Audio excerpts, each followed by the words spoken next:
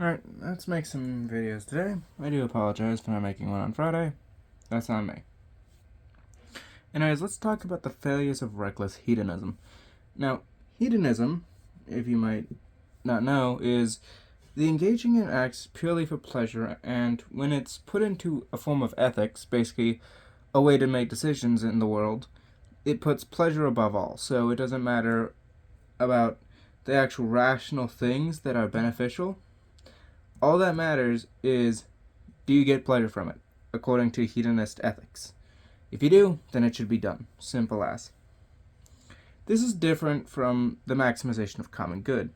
With the utilitarians, what you see is the advocation for intellectual pursuits and self-improvement alongside preserving human life and dignity because they help the common good as well, but they would encourage people to engage in some pleasure because that's part of the maximization of common good. Basically, the idea is that it isn't just a belief system fit for swine, it's one that is instead fitting for the intellectual and those who are looking for the best outcomes in a situation. It is thus rational. With hedonists, though, it is all about individual and group pleasure with little concern about the future. And so, naturally, it pretty much ignores such things like self-improvement and intellectual pursuits to instead pursue what feels good in the moment. Hedonism thus becomes reckless, and while engaging in acts for pleasure on occasion is acceptable, depending on the actions, this needs to be an important caveat, like, for example, taking heroin is a big no. But sometimes it's okay to indulge a bit. For exercising people, you may have a cheat day. We'll take advantage of a break and eat a bit more food or eat less healthy food than you usually should.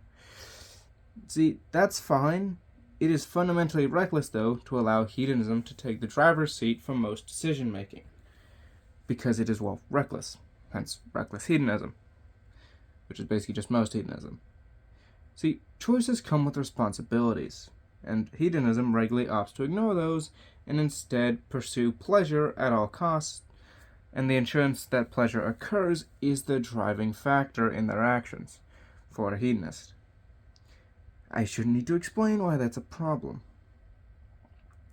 And here's the thing, because pleasure decays with repeated exposure, its pursuit continuously creates gluttony, greed, or other forms of excess.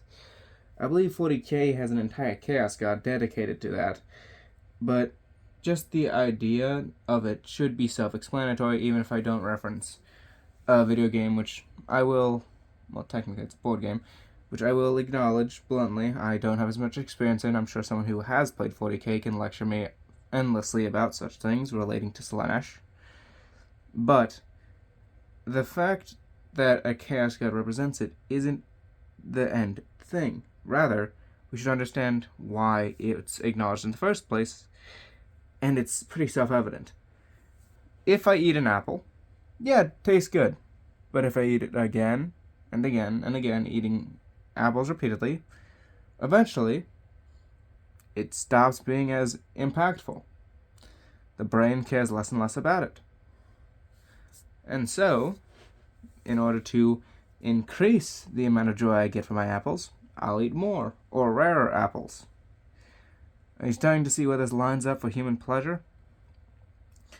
It will not stop at just minor things, Eating a bit more food, trying the sweeter things, going further into sexual casualness and just reckless sexual acts. It'll keep going with all of these things to the point of excess and damage you severely.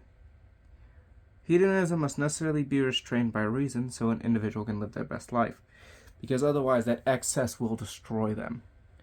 You may say, oh, we can learn from our mistakes. Yeah, good luck when you have something laced with fentanyl. Good luck when you now have an STD that you have to constantly take care of because you decided to be an idiot and sleep around. Good luck doing that when your actions cause someone who hates you to now want you dead. When it comes to risk minimization, it is best, and I do need to stress this, best to take actions which reduce risk. Reason exists for that.